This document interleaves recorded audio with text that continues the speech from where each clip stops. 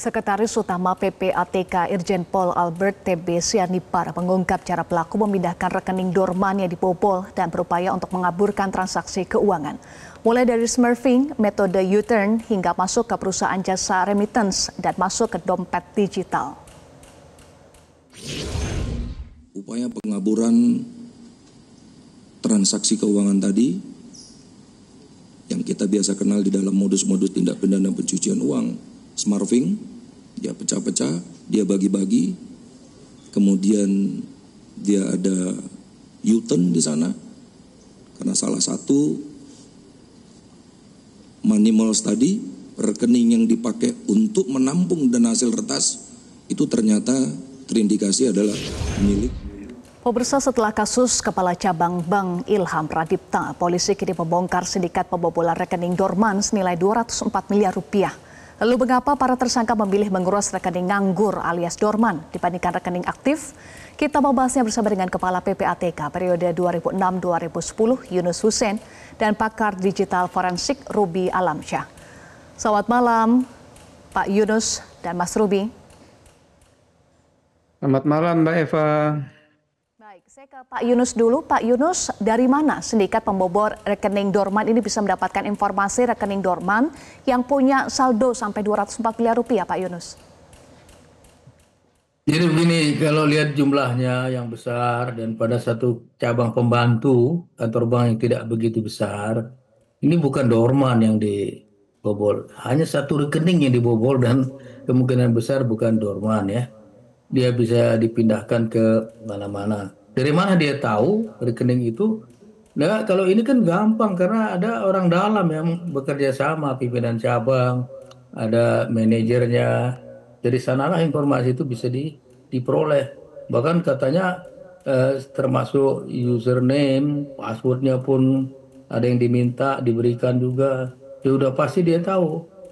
Dan ini jelas suatu perbuatan yang direncanakan karena melibatkan orang dalam, orang luar, ada ahli transaksinya, ada ahli yang menyembunyikan, menyamarkan, dan semuanya direncanakan dengan baik, mulai dari persiapan, pelaksanaan, termasuk menyembunyikan hasil kejahatannya dengan memindahkan ke money changer, ke money remittance, ya, kemudian juga dipakai. Itu udah perencanaan, jadi ini rame-rame penyertaan dalam tindak pidana ini. Mereka ada perencanaan, ada frekuensi yang sama, dan pernah ketemu pasti untuk merencanakan ini gitu. Baik, kalau menurut Pak Yunus bukan rekening dorman tetapi rekening aktif yang punya saldo besar ya. Tetapi kalau menurut polisi ini rekening dorman Pak Yunus, dan publik juga tahu istilah rekening dorman pertama kali dari PPATK ya. Artinya PPATK punya data kalau ini betul rekening dorman. Nah, selain PPATK siapa lagi yang punya informasi rekening dorman atau rekening yang punya saldo besar? Ya, orang bank lah yang tahu. Dorman itu ukurannya ada yang 6 bulan, ada yang setahun, tapi rata-rata setahun lah. Rekening dorman itu. Kalau tadi saya sebutkan kalau melihat jumlahnya pada satu kantor cabang pembantu jumlahnya besar sekali, 204 ini ya. Dan diduga kalau yang besar-besar ya dibobol ya maklum. Karena peristiwa ini bukan sekali ini aja, udah pernah terjadi sebelumnya.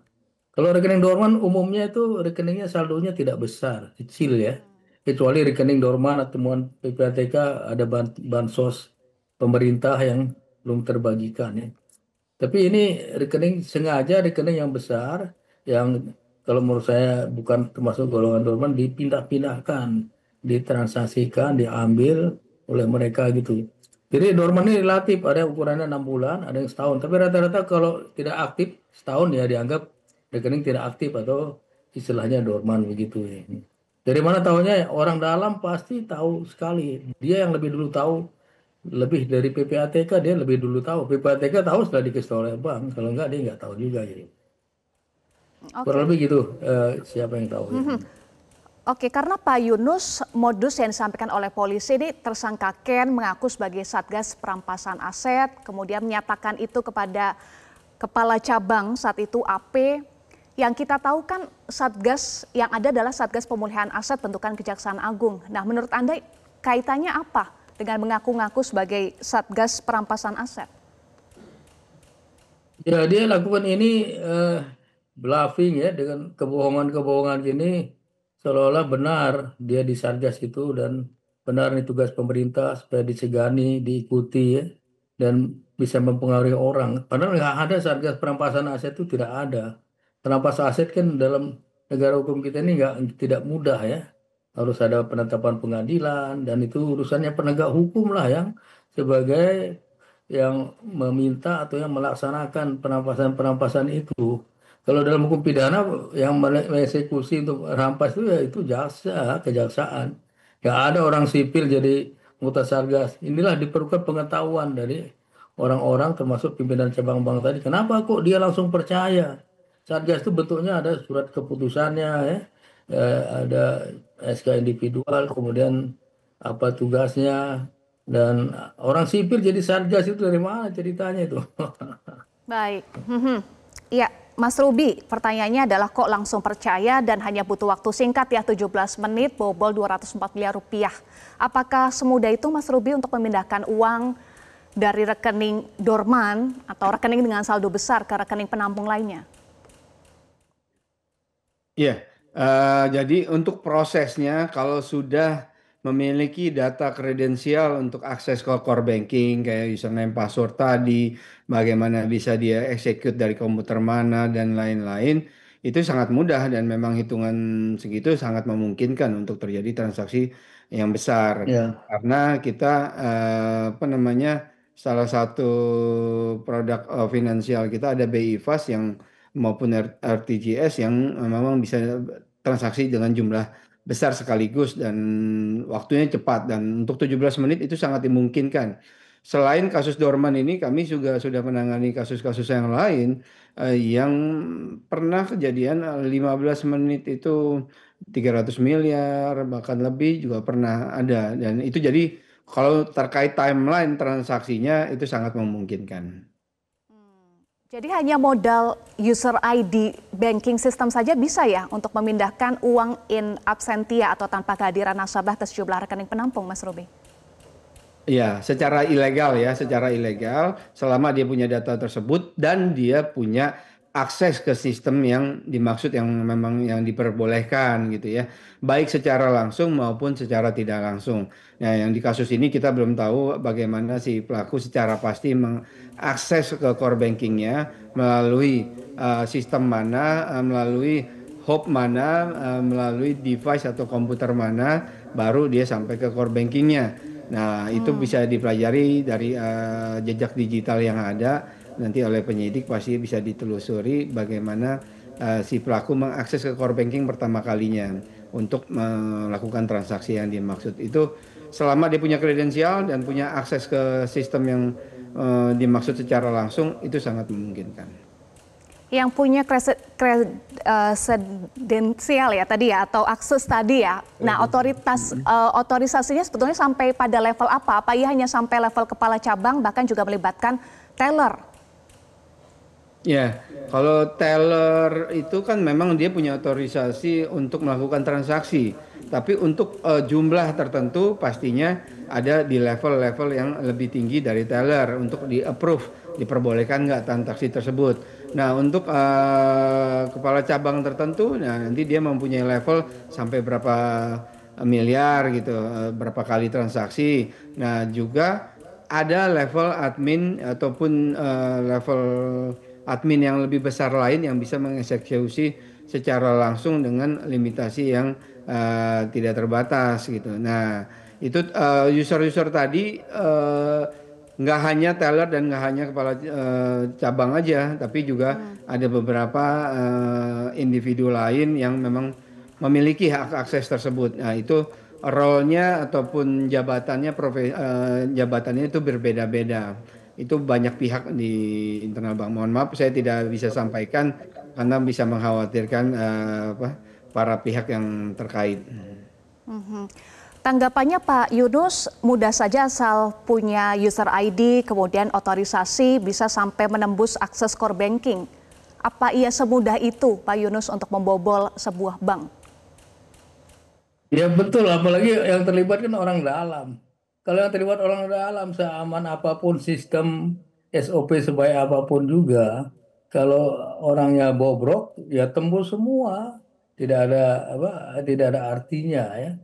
Jadi memang benar seperti itu. Nggak usah 17 menit nih. Nggak usah di bawah 10 menit kalau dia udah kuasai username, password yang harusnya hanya dimiliki oleh nasabah kalau untuk transaksi di rekening dia atau oleh orang bank. Dan di bank itu sendiri sistemnya sebenarnya berlapis. Ada para pelaksana itu si makernya, ada checkernya yang ngecek atasannya biasanya. Kemudian ada pimpinannya yang di atas yang menyetujui final say-nya di situ. Ini yang normal harusnya begini bekerjanya berlapis minimal 3 lapis ya.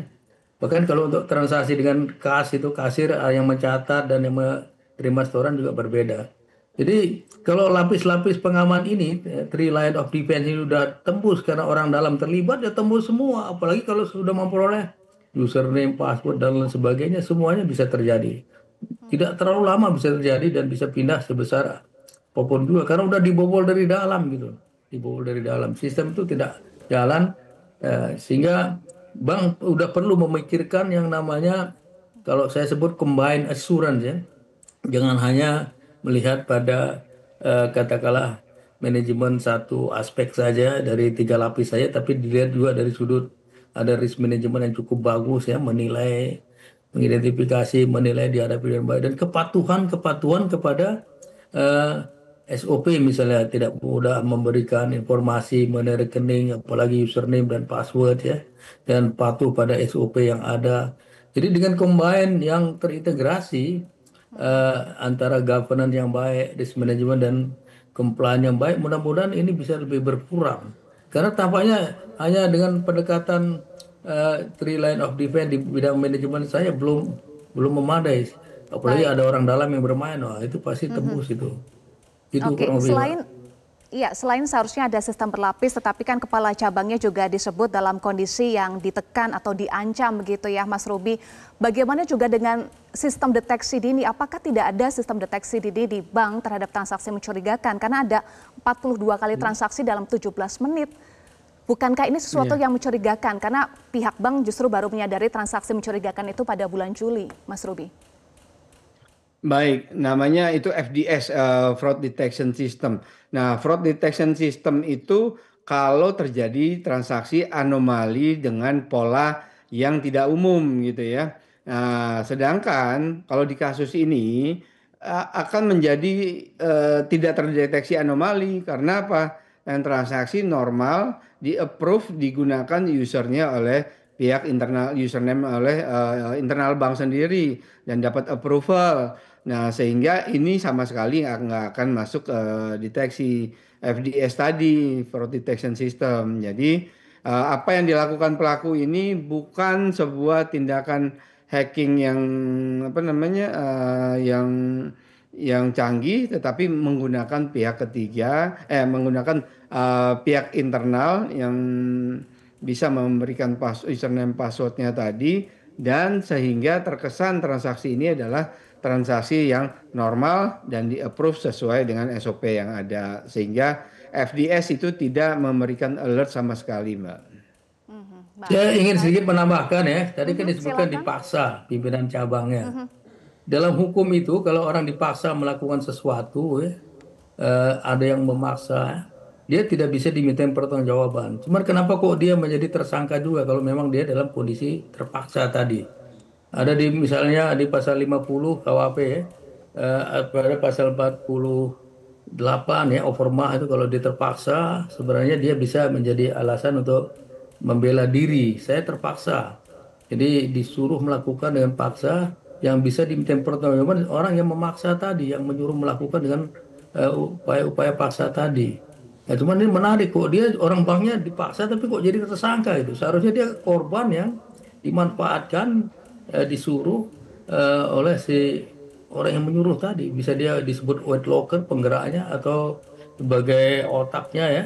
Dan dia hanya orang suruhan. Namanya manus ministra. Harusnya kalau dia memang benar-benar terpaksa, seharusnya dia tidak bisa diminta pertanggungjawaban. Tapi dalam hal ini kayaknya kalau dilihat katanya pernah ada pertemuan segala macam.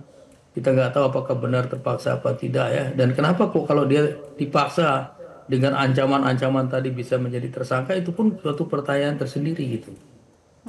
Baik, menjadi pertanyaan kenapa AP ditetapkan sebagai tersangka ya Pak Yunus, karena dia dalam kondisi tertekan, tetapi kita nantikan bagaimana pengembangan lebih lanjut dari pihak kepolisian terkait dengan kasus ini. Terima kasih Kepala PPATK periode 2006-2010 Yunus Hussein dan pakar digital forensik Ruby Alamsyah sudah bergabung bersama kami di Prime Time News.